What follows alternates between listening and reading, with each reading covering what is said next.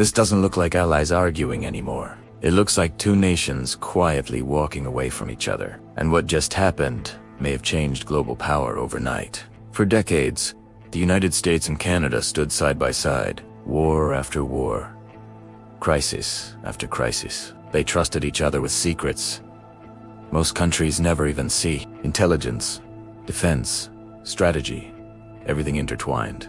But today, that trust is cracking, and it started with one decision that no one expected.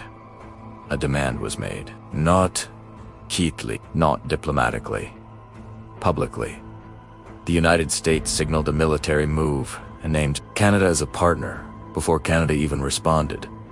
No negotiation, no confirmation, just expectation. And that's where everything changed. Because this time, Canada didn't.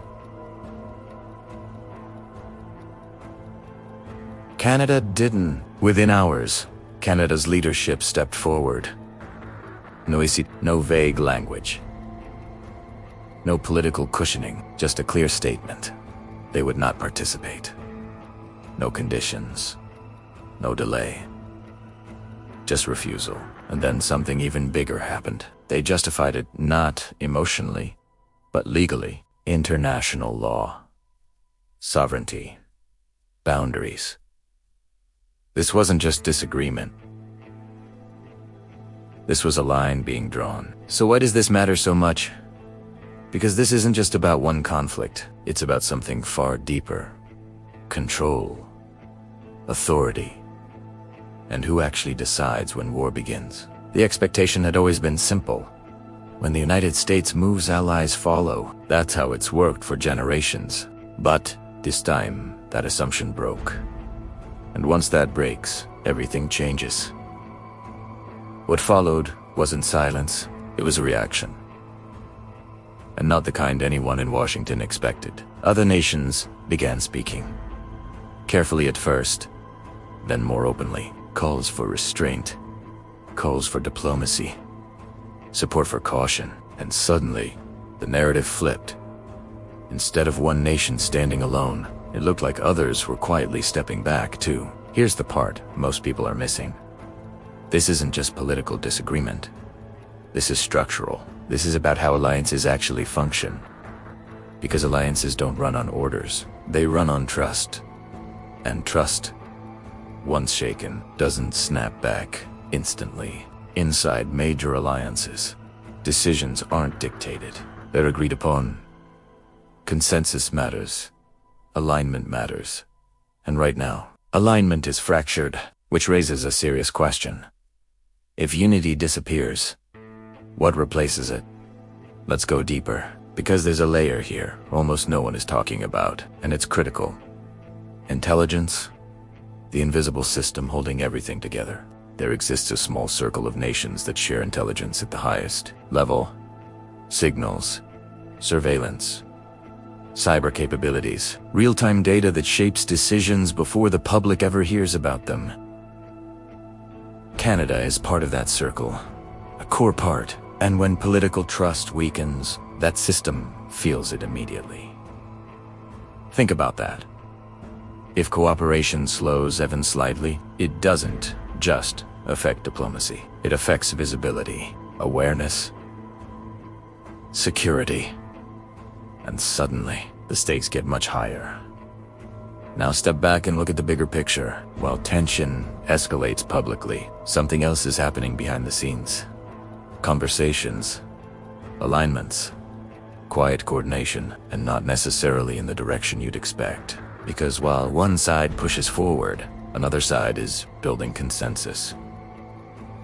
Reaching out, creating alternatives, framing a different path, and that changes leverage completely. Here's why. Power isn't just military strength, it's influence, it's credibility, it's who others choose to stand with. And right now, that choice is becoming uncertain. Markets react fast, sometimes faster than governments. When instability rises, money moves, signals shift, confidence fluctuates, and those movements tell a story most headlines miss. Because investors don't react to speeches, they react to risk. And uncertainty at this level, that's major risk. Now ask yourself, why didn't alignment happen instantly? Why the hesitation? What changed? The answer isn't simple, but part of it comes down to credibility, consistency, predictability. When decisions feel unpredictable, support becomes conditional. And conditional support is fragile. History matters here. Previous decisions, previous reversals, previous strategies. All of it builds a pattern, and patterns shape trust. So when a major move is announced, others don't just react to the moment. They react to the history behind it. Now here's the real dilemma. Moving forward alone carries massive cost, but stepping back carries a different cost. Perception, authority, strength. And neither option is easy, because this isn't just strategy. It's image, it's leadership, it's influence on a global stage.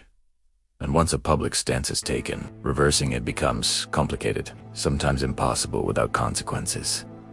So escalation happens, not always by design, sometimes by necessity, sometimes by pressure. And that's where things get dangerous. Because escalation without alignment creates exposure, and exposure invites risk. Now let's talk about timing, because timing is everything here. Political cycles, global tension, economic fragility, all of it converging at once. When timing is off, even strong strategies fail. When timing aligns, even small actions create massive impact. So what we're seeing right now is a clash between urgency and restraint. And neither side wants to blink first. That's the tension. That's the pressure.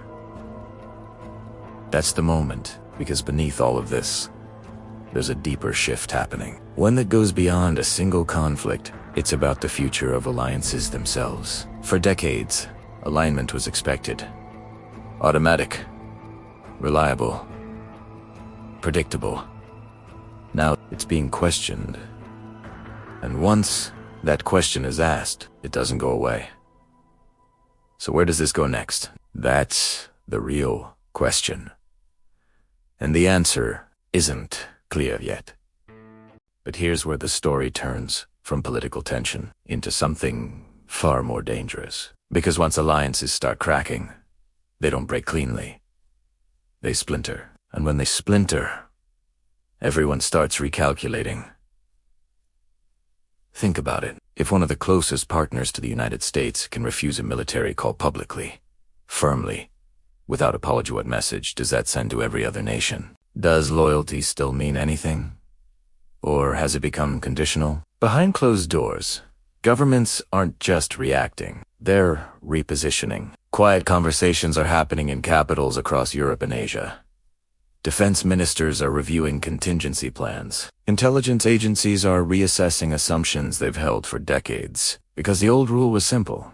When Washington leads, OTAs follow. Now that rule looks optional. And optional rules don't hold systems together. They dissolve them. Let's break this down in a way nobody on mainstream media is explaining clearly. This isn't just about one disagreement over a potential conflict. This is about trust. Trust is the invisible currency of alliances. Without it, treaties are just paper. So ask yourself, what happens when that trust starts evaporating? What replaces it? Some nations will hedge. They'll cooperate when it benefits them and step back when it doesn't. Others will align with entirely different power centers. And a few will try to stay neutral, building independent defense strategies instead of relying on anyone. When trust fades, power stops being shared.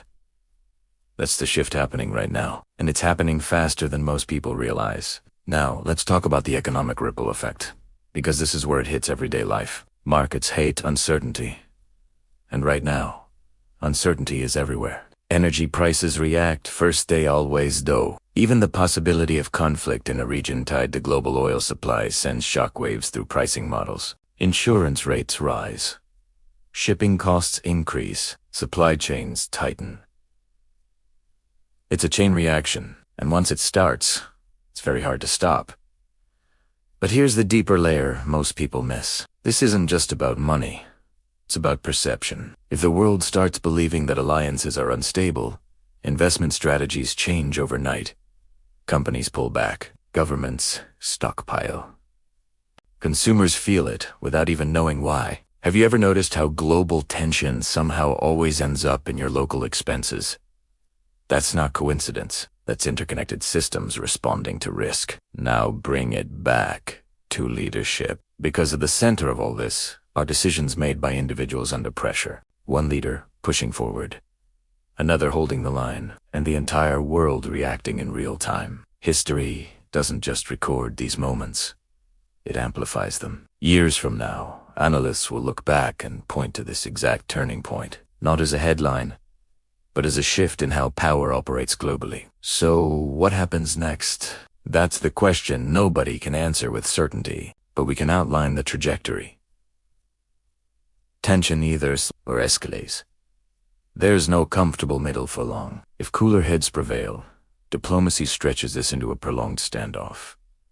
If not, events start accelerating. And when events accelerate, mistakes become more likely. And in geopolitics, mistakes aren't small. They, casque, one misinterpretation, one overreaction, one decision made too quickly, and the consequences multiply. History doesn't warn twice it moves. So where does that leave you? Right here, watching, trying to understand a situation that's unfolding faster than headlines can keep up with. And maybe wondering, does any of this actually affect me? The answer is yes.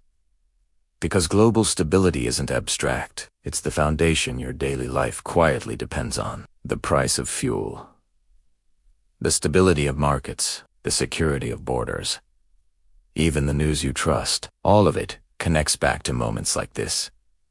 Moments where decisions ripple outward, and the ripple has already started. Now, here's something important.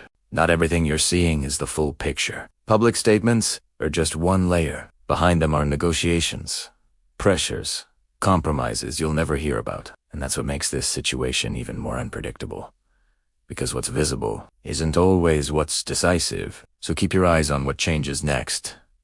Not just what's said, but what's done. Movements, silences, delays. Those are the real signals. And if you've made it this far, you already understand something most people don't. This isn't just a headline. It's a turning point. And turning points don't announce themselves loudly. They reveal themselves over time. So here's a question I want you thinking about. Is this a temporary fracture or the beginning of a completely new global order? Because the answer to that question will define the next decade. And if you want to keep breaking down moments like this clearly, deeply, without the noise, make sure you like this video and follow. Because what happens next, you're going to want to understand it.